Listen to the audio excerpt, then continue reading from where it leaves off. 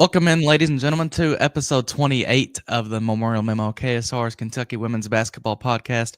Katie, we're back for another week. Uh, you know, things are slowing, like the summer, man. Like we're officially getting to the summer.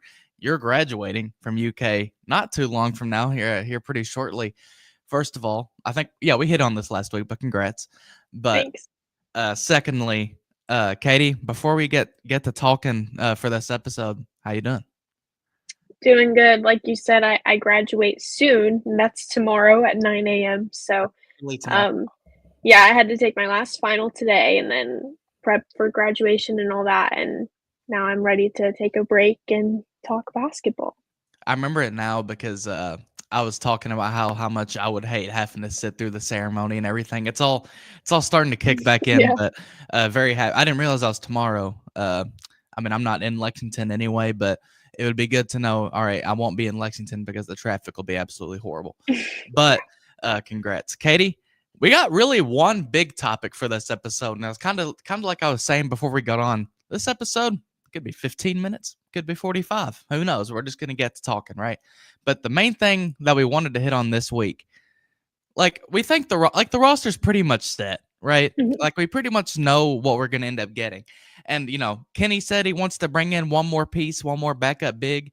I don't think that person is going to, completely alter the floor or ceiling of this team. So Katie, I just wanted to ask you right out the jump, like we've got 3 transfer portal commitments, Kaylin Carroll coming in.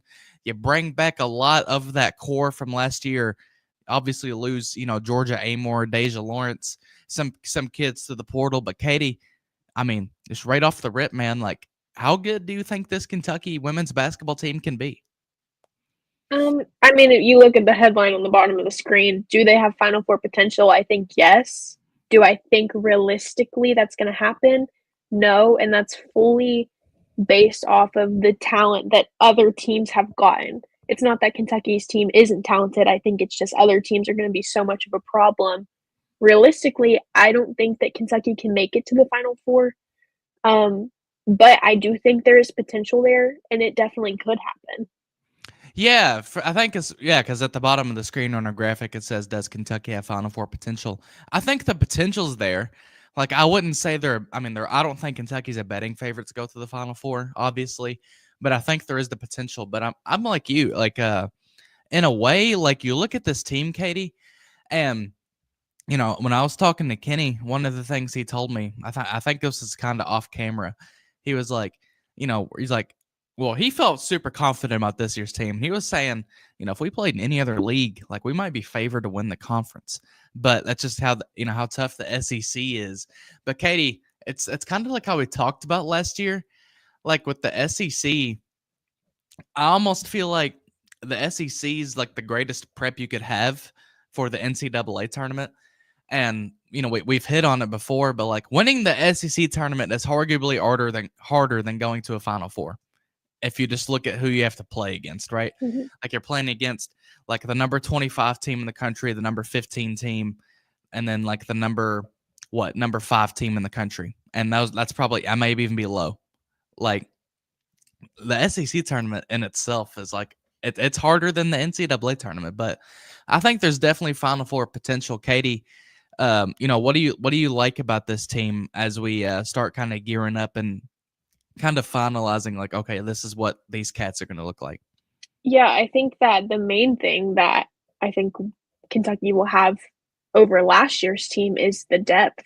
Yeah. And of course, Kenny talks about wanting another big. And so maybe you're lacking a little bit of depth in the five, but everywhere else, I think you're pretty much set. And we have this starting five or like a predicted starting five that I feel like both of us are pretty confident in. But then you also have, players like Lexi Blue who are ready to come off the bench with that SEC experience already under her belt to, get thrown into the game if need be. I think that depth, considering last year where you had Clara Strack and Georgia Amore play almost 40 minutes every game, you had the starting five play almost all 40 minutes every single game.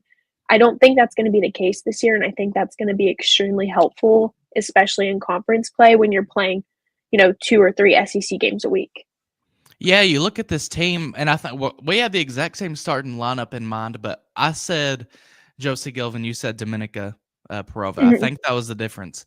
Now you look at our starting lineups and you say either way, you say, okay, your sixth man is either Josie Gilvin or Dominic, or Dom. Katie, that's a really dang good sixth man to have. If mhm, for those who aren't maybe as familiar with Dom, she was the sixth man on an Oregon State team that went to the Elite Eight and lost by 12 points to an undefeated South Carolina team. And gave them like one of their more tougher games in the NCAA tournament that year. And that was the 23-24 season. So not even, not this past season, but the year before. Like hasn't been that long since we've seen Dom play. And I went and saw uh it was like I don't want to say open practice, but it was right before I went and interviewed Kenny, and it was a workout. That's what you call it. It was a workout, and I just happened to see glimpses of Jordan Obi mainly. By the way, she looks phenomenal. Like, because I remember watching film of when she was at Penn, 2-3 years ago. Katie, she looks like a completely different basketball player, man. Like mhm. like Jordan Obi. I wouldn't be surprised if she's the best player on this team. Now I'm gonna give that honor to Claire Strack for right now. Maybe even Tony Morgan. I don't know. I guess I still have to think about it throughout this episode. But but Jordan Obi, man, she's gonna be really good. But yeah, Dom, like I'm super excited about her. But it's like you said, Katie, this team is gonna be deep. Like it's like your sixth man. Before it was what a meek and mild Clara Silva, or a brand new freshman and Lexi Blue. Well, now it's gonna be whether it's Asia Boone, Dom, Josie Gilvin. It's gonna be seniors. Like experienced seniors, upper or junior upperclassmen, like Katie, you know, potentially that's I mean that's not even potentially, that's obviously much better depth, but potentially, really good depth. Yeah, I think that especially you were talking about, like, Tony Morgan and Jordan Obi. I remember, I mean, even a couple of months ago, Kenny was saying that Jordan Obi looks great, and of course, they didn't bring her back for the end of the season because why would they do that? But I'm excited to watch her play. Tony Morgan is ranked 12th in ESPN's transfer portal player ranking, so that's very promising, for her, and like you said, I think I would give the MVP honors to Claire Strack, but those 2 are 2 players that I'm really excited to see this upcoming season. Um, yeah, I mean, I just think that the way that this roster has kind of rounded out has been very successful despite not finding those, like, outstanding pieces in the portal. You find the hidden gems in Tony Morgan and Asia Boone. Yeah, well, I mean, I think if you think about Tony, like, I mean, you could argue she kind of was an outstanding. I mean, she wasn't Olivia Miles or who am I thinking of? Malaysia Fulwale, but she was the next best thing. Like she was Mhm, ESPN's third highest ranked point guard. And I think there is something to what Kenny says about finding, the best fit and not always the best player, like, or the right fit, not always the best player. Like, I think there is something to that because I remember like Kentucky, they're kind of in the mix for Cody McMahon, who is undoubtedly like a very talented player, three-time All Big Ten at Ohio State. But, you know, she kind of like, was she even really fit on this team? Like another wing like that? Like we already have a million wings.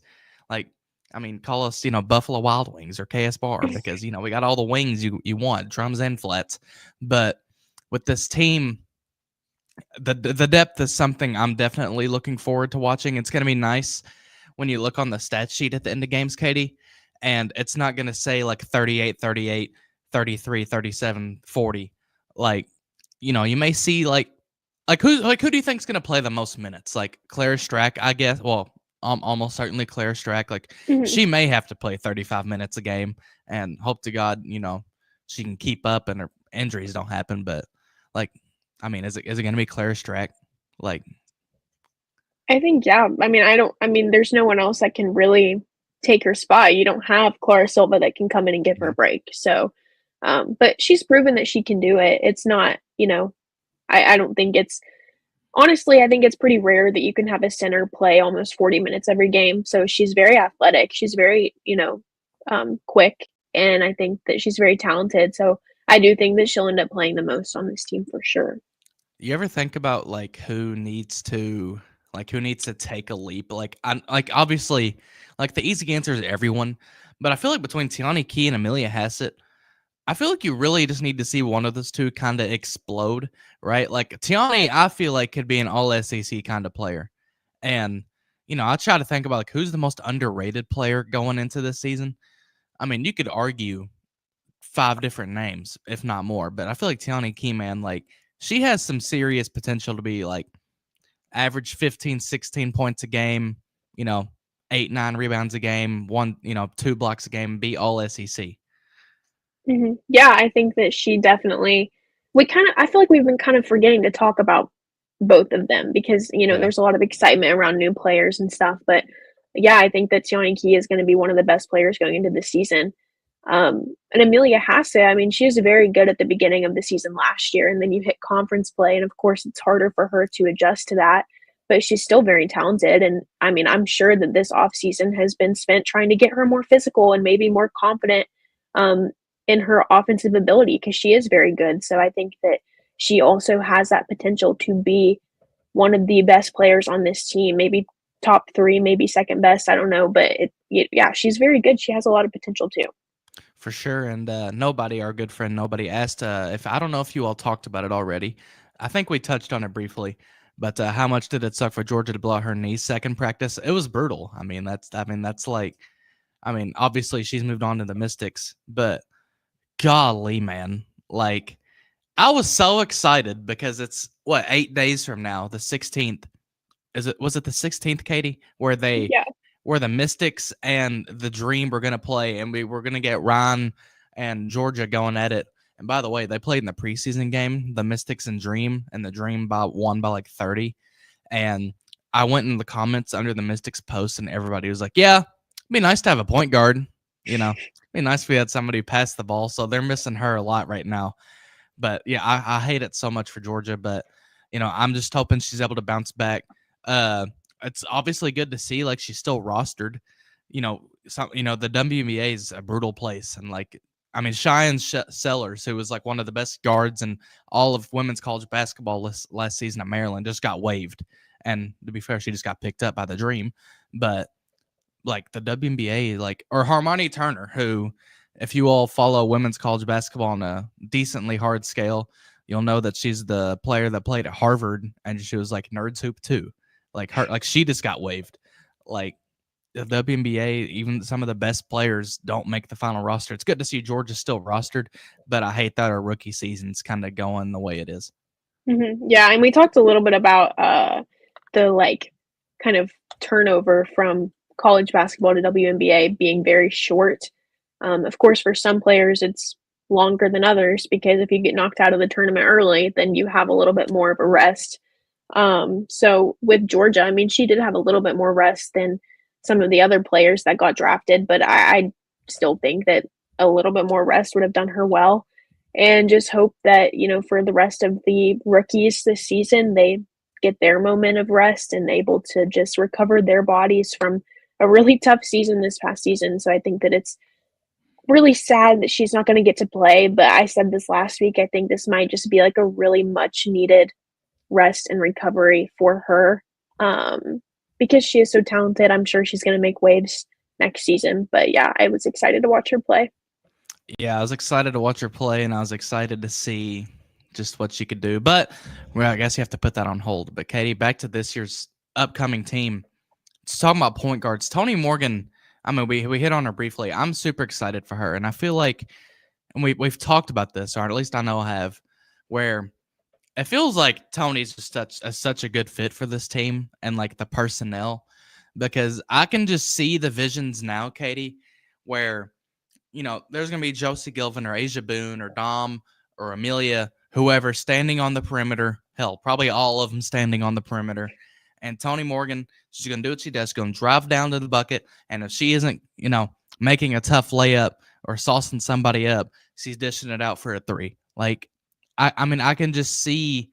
I feel like, who do we play at home this year? Who's someone on the South Carolina at home? I can already see it. Dawn Staley's gonna be sitting there in her, Eagles Super Bowl shirt, her necklace and her hat, and all of the, the crazy outfit. And Tony Morgan, she's going to pass it out. Josie Gilvin, she's going to knock down a three right on the heart of the Louisville spot on the damn, what do you call that? The center court logo. And Historic Memorial is going to explode. And Dawn Staley's probably going to explode too, but not in the same way. I can just already see the vision. Katie, Tony Morgan, man, like I'm so excited for her. She's kind of flying under the radar as someone who could be a WNBA prospect next season. To have for Kentucky to have back-to-back potential WNBA draft picks like that could be really, really interesting. Yeah, and I mean, like, Kenny Brooks already put out Elizabeth Kitley a couple years ago, Georgia Amore, and then this year could be Tony Morgan, could be even Jordan Obi if she has a great year. Like, he's really putting in the work for these great players to become even greater, and I'm excited to see how these fresh players that we haven't seen in blue and white actually make their debut as a Wildcat. You know, we'll say nobody seems to be very fond of the fact that I have a little bit of facial hair now. Look, man, I don't know. I lost all my hair up top, as you can see, and it all came back down on my face. Not a lot yet, obviously. Like you can't even barely see it, but I guess nobody can. But who cares about facial hair? Like, why don't part of me, I saw the comment earlier and I was like, do I even want to bring it up? But I guess I did. It says grow it like ZZ Top. That sounds like a nightmare. I don't think we're gonna do it like that. Katie, I wanted to get to some like superlatives because we talked about like MVP, most underrated, fan favorite, all those kinds of things. So like, hey man, who is your MVP? Like who is like who when you look at this team, who is it that is going to carry Kentucky to the finish line? Yeah, I mean, I think that the obvious answer is Claire Strack. I think that you would kind of be kidding yourself if you chose anybody else just based off what we saw last year. But I think that there's also potential for, I have it in my notes, literally Tony Morgan could be the one that we see explode this year. And then again, like Tiani Key, I don't think that I have one true MVP. I think that there's a lot of potential MVPs, but if I had to pick one, it would be Strack. It seems like the obvious answer, isn't it? Like it seems like the obvious answer, but it also just feels like it's the right answer. Like I want to be unique and be like Tony Morgan or Jordan Obi, but there's like it's got to be Clara Strack almost because you look at the team, it's like, well, she's going to be like the V5, and it's clear she's going to basically be Liz Kitley, I guess. Like I hate making that comparison, but I make it in a way that's like they're both foundational centerpieces.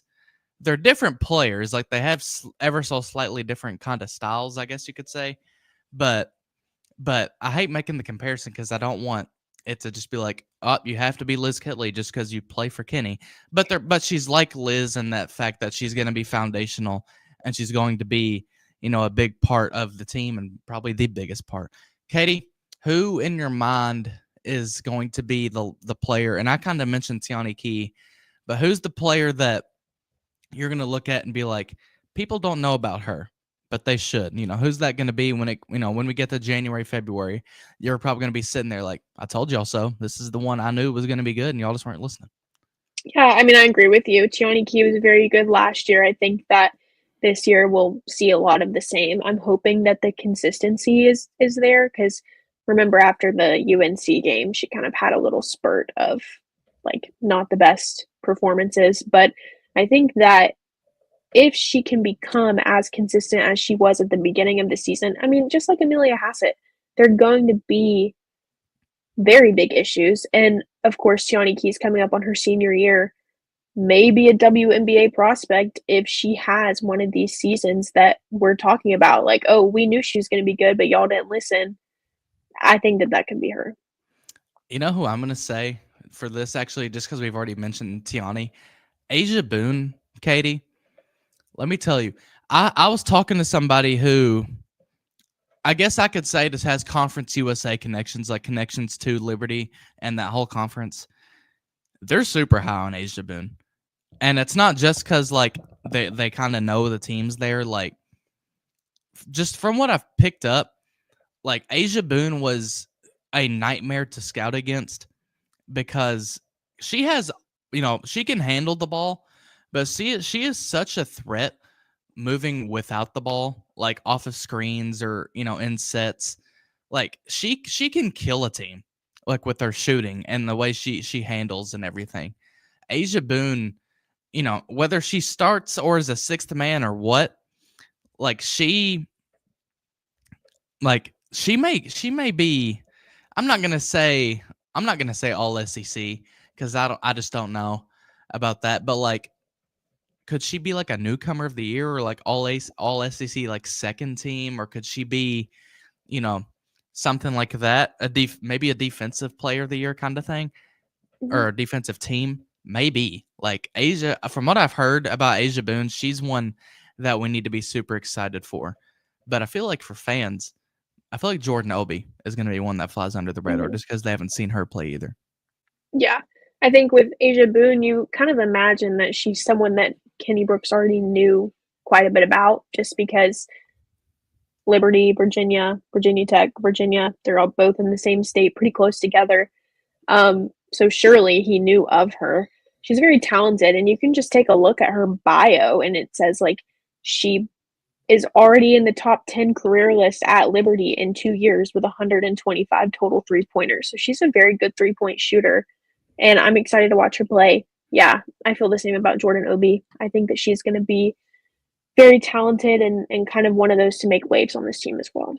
It's pretty easy to forget. Like she's like well, generally pretty easy to forget that OB's a three-time All Conference player, 15 points, 8 rebounds a game. Like oh hello, like I think shooting like 38% from three. Not super high volume for what I remember, but like can still knock it down. But I didn't realize, Katie, the connection to Asia Boone. Like there's obviously that thing with like the Virginia connection. But he was mentioning this in the interview I did with him. He coached against Asia's sister, like way back at James Madison when she played at William and Mary, I believe. And I was just like, huh, like that's a decent connection. Like feels like a long time ago, but I guess it wasn't that long ago. He was at James Madison. Like I guess 2015 would have been his last year there. But so I guess not too. I mean, literally a decade ago. So not too crazy, but nobody wants to know what our starting fives are. For me and Katie, we've talked about it on previous episodes, but for us, it's like a one-player difference. My starting five, uh, Tony Morgan. Katie, you're gonna have to correct me if I even get this wrong. Tony Morgan, Josie Gilvin, Jordan Obi, Tiani Key, Claire Streck, and I believe yours. The only difference was that instead of Josie Gilvin, you had Dom. Yeah, yeah, that's it. And our reasoning behind that is because I feel like this. Excuse me. I feel like Tony and Claire Strack, I don't care what you do, those are penciled in as starters, right? I don't care what happens, those are two surefire starters. Well, then you get to 2, 3, and 4. I feel like Jordan Obi's going to start. We both feel like Jordan Obi's going to start because I mean, again, someone who's going to be super underrated and could be all SEC. She could be a game changer, right? Like she's such an unknown because she didn't play last year, but she's also, again, like I was saying, 3-time All Conference kind of player. Tiani Key, I feel like she's a special, man. Like I feel like she has it in a way. Like you can see why she was a top 10 recruit when she came out of high school. You can see like the potential, the intangibles she has. Obviously, there's some refining she has to do, but I mean, in the end, like Tiani Key, I think she's a pretty surefire starter. And then with the 2, it's a unique situation. You say Dom because actually, I'll let you say why. Why do you think Dom is the starter at this moment in time? I mean, I think Josie Gilvin's very good. I think I chose Dom just because she has, to me, a little bit more experience on um, a better team than WKU. I Yeah. don't think WKU is a bad team at all, but of course, like Josie Gilvin is more. She's older, so she does have more experience in years. But I think that Dom has a little bit more experience against tougher teams, so that's why I put Dom in. But like you, I could see it go either way. Yeah. And I mean that's definitely like fair because you think about Um, I mean, it's like I was saying, she was the sixth man on an Elite Eight team. Like, there's a ton of value there. There's also the fact that when she was brought in, Kenny was saying that, like, Jordan and Dom, they were probably going to start, and so I think it's pretty fair to think that Dom, probably could start. The only reason I say Josie is specifically because of that, mainly really because of that age difference. I feel like he's going to want to start Josie just because she's more experienced, as a veteran player, even though not against the toughest competition.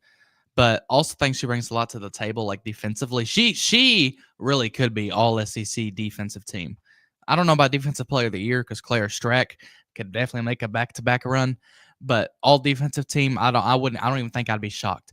But I also have concerns like, is he going to want to start Dom immediately off the injury? You just don't know. Mhm. It'll be interesting to see. But Amelia Hassett is an interesting one too, because she started all last season. And so you could very easily just say she starts, but I feel like Jordan Obi kind of has to start because, especially since Amelia had a rough end of the season, like she scored, I forgot what the stat I came up with the other day.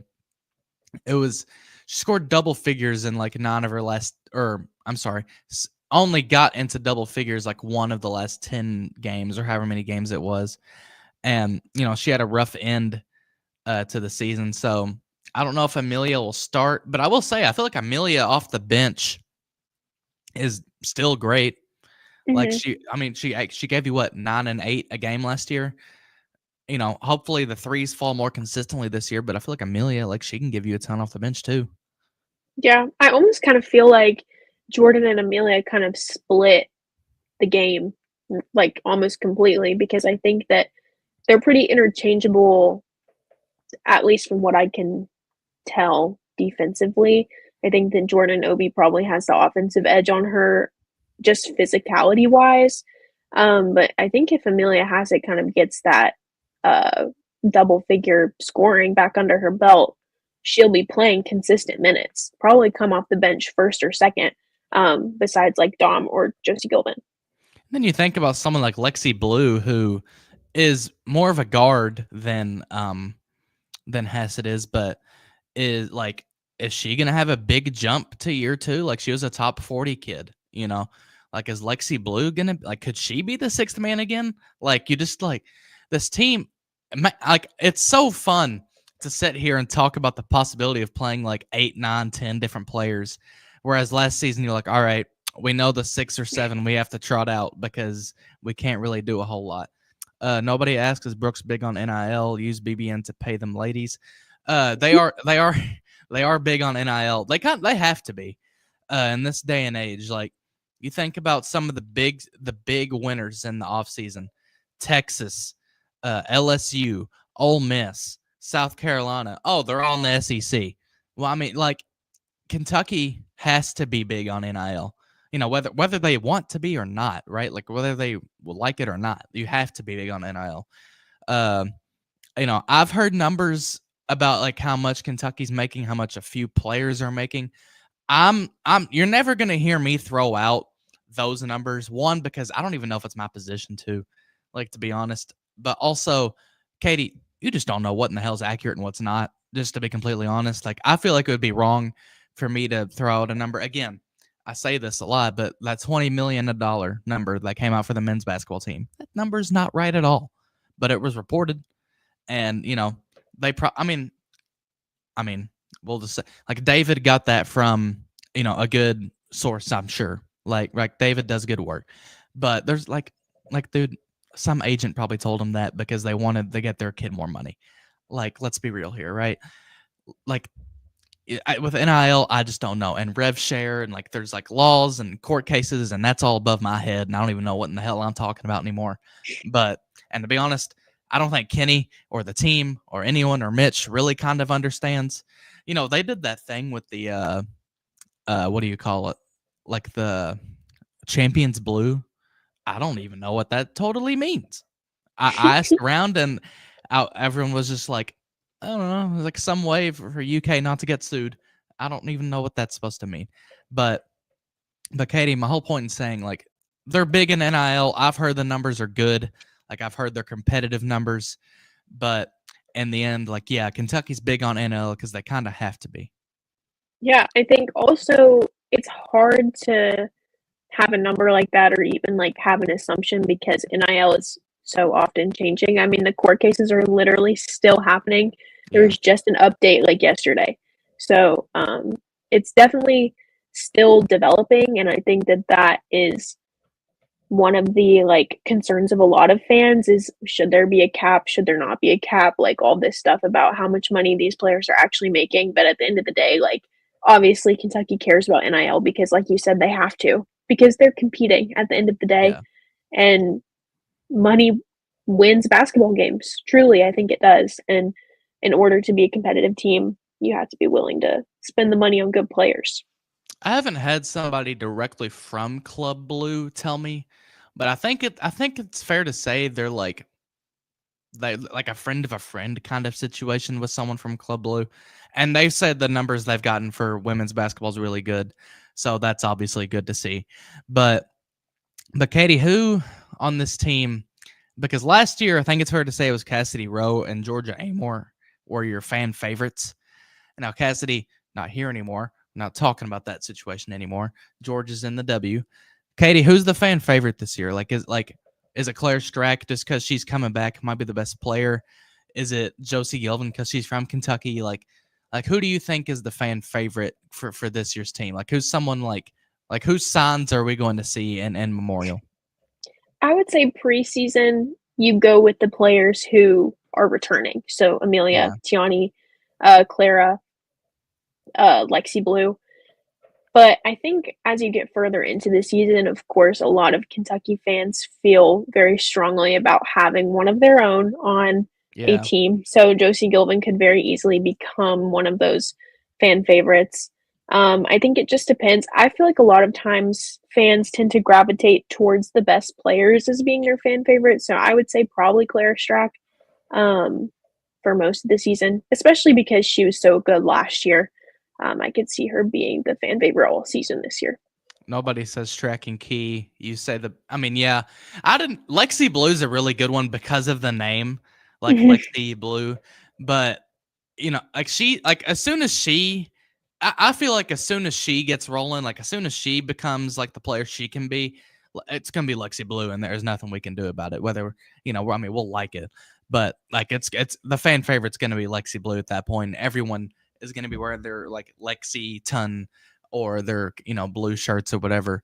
Straight Killa asks if the women are getting 15 scholarships like the men. Yeah, they've been on that for a little bit longer. Like I know the past year there was 15.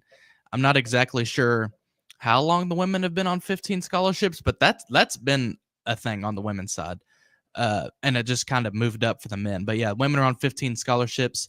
I was told kind of as soon as the offseason started, like, hey, don't expect all 15 to get filled up on the women's side.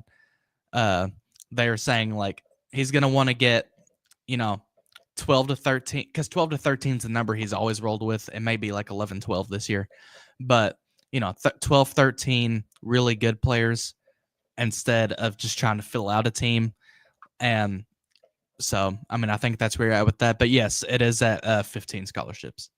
Mhm. Yeah, I think that also gets to a point where 15 players is still kind of a lot to deal with in Yeah. practice.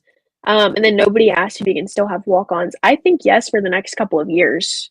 I think that that's what they decided Yeah, today yeah, I think or you can have yesterday. them.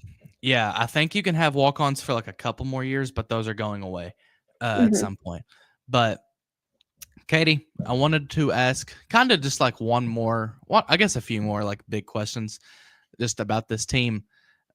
Is it too early to do predictions? Because I'm so excited for this year to get going. Like I hate. Well, first of all, here's what I hate. It feels like all the good home games we got last year are just being stolen. I mean, I guess they are. There's no like feeling. Like Louisville's on the road, LSU's on the road, Tennessee's on the road, Texas is on the road. Like that all sucks. I don't know if we play Georgia twice again. I mean, I'm not gonna say I hope we don't because those are two winnable games. Like you should win those games. But it'd be cool to play somebody better twice next year. Mhm. But Like the SEC ACC challenge, I hate Louisville on the road. Like I'm gonna have to go there. Like we're gonna have to go to the Yum Center. That place is a dump. Like the whole city of Louisville is just a dump. The only thing good about Louisville, yeah, exactly. There's nothing good about Louisville. You know what they have? I think they have a bridge, and it might be a pretty bridge. That's about all they got. They got water, right? They got water. Everybody likes water. Who doesn't like water? Uh, Even then, I probably wouldn't drink it just because it's Louisville water. Like it just, and on the men's side, like they scheduled the game in November because they're scared of Jaden Quaintance. Like, I mean, there's literally nothing good about that place, that city, and birds don't have teeth. But Katie, like, how do you feel about next year's team in terms of like, can they, can they, trying to think, make a run in the SEC tournament? Like, can they play on Sunday? Like, can they have college game day? Can they go to the Final Four? Like we've already hit on that a little bit, but like, what do you feel like is this team? I guess I'm asking like ceiling and floor with this team because I Mhm. feel like it's almost like limitless. I think in the SEC, Kentucky will probably. It's tough because I think that teams that are at the top of the SEC, South Carolina, Texas, LSU, that's like a given. That's a given every single year. But then you have teams like Ole Miss who are making really big moves in the transfer portal, becoming a lot uh, stronger than they were last season. I think that Kentucky is pretty to up to par with Ole Miss. I think that they'll be pretty similar this year. I could see Kentucky being top 5 in the SEC, but I could also see them being maybe 6 or 7 just because the SEC is so top heavy. It's like I don't really know where Kentucky will stand in the mix of all of these really good teams. Yeah, yeah, yeah. It's it's pretty hard to argue against that, or it's pretty. I mean, it's easy to agree with, but I just man because the SEC is so talented now. Like, and I mean, on the women's side especially, it's always been talented. But like Ole Miss, like they loaded up. Like they loaded all the way up. South Carolina will be just as good. LSU is going to be really good, especially with Malaysia. You know, they don't have a big, but like Texas is going to be great again. Oklahoma is going to have Reagan Beers, and I forgot who the big transfer is. Well, they got Aaliyah Chavez. Like Oklahoma is going to be great. Like, like it's going to be Even hard to Tennessee. say. And Tennessee, yeah, Tennessee's absolutely loaded up. Um, like my gosh, you know, they have like a million freshmen, but they're all like top 20. Like I didn't know there was, you know, I only thought there was 20 numbers between 1 to 20, but I think there's like 50 because I think they have 50 top 20 kids on their team. I mean, Tennessee's just insane. By the way, speaking of Tennessee, like I mean, it's no wonder because you look at their visit photos and it's like, you know how Tennessee, like on the men's side, it's just the orange and white. I don't know why they do this on the women's side. Like I guess it's just the history, but they have that like baby blue too for the Lady Vols.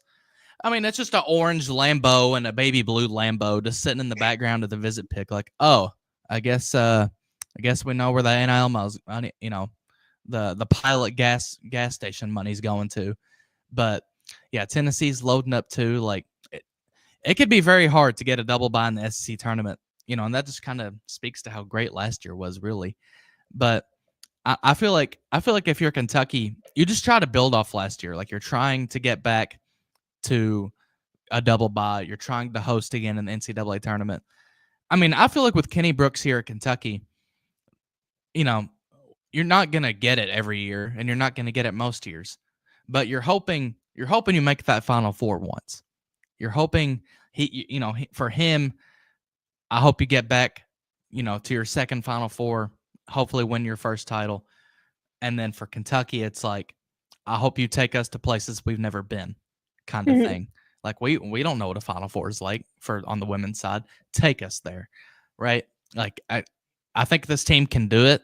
I think there's a lot to, you know, this team. It's not 15 deep, but Katie, it's deep. You got a really good point guard. I mean, you have a two-time all-conference point guard. You have all-conference players throughout the starting lineup on the bench. You have the SEC Defensive Player of the Year at center. Like, I feel like, uh, I feel like this year could be special. Nobody asked what's the farthest Kentucky's been. They've been to 4 Elite Eights and they lost all time because Gino Oriema sucks. That's how far Kentucky's gotten. we are Gino Oriema haters here because he uh, beat Matthew Mitchell like 1,000 times in the Elite Eight. And then Straight Killer talked about wanting to see Kentucky and Houston play. That would be interesting. And here's why I would like it, because we would kick their ass. Houston is bad. Houston, like, you're going to, okay, I don't want to say I'm going to be the first to say this because I'm probably not. Houston's going to suck. And it's going to make Matthew Mitchell look bad. It's a Houston problem. Like, it's a Houston problem, man. Like, they're bad, and they're going to be bad. Like, I saw one of the commits they got, and my God, like, Katie, I don't even think she would be a practice squad player here. And I'm so serious. Like, I want to play Houston because we would beat them by 40. You know what I mean? Like, Houston they're not going to be good at all. They haven't been. Like, they've been like the worst Power 5 team, you know, for like a decade, and they're not going to get a whole lot better, I don't think. Hopefully Matthew Mitchell proves me wrong, but it ain't gonna work out. But Katie, we'll end it with you. How far, what's your ceiling and floor? What's your what do you see from this team? What do you expect from this team? I definitely expect a spot in the tournament. I don't think that there's any way that Kentucky doesn't make it to the tournament, but I don't think that we'll be seeing an SEC championship. I don't even think that they'll make it to the semifinals in the SEC tournament. Like, it's going to be very difficult this season. But of course, I would say my ceiling, I think my absolute ceiling is the Final Four. I don't think that that's really realistic this season. I think we have to just remember that it's Kenny Brooks' second season. He's still trying to build a culture around here. He's still trying to make a team and a place that talented players are going to want to come to. I think that I would say the floor lost in the first round of the NCAA tournament. Oh no, that hurts. That hurts my heart. I want to ask, like, what do you think is kind of that separating factor between a team like Kentucky and a Final Four true contender? Like, what do you think is that separating factor that Kentucky's, what are they just missing?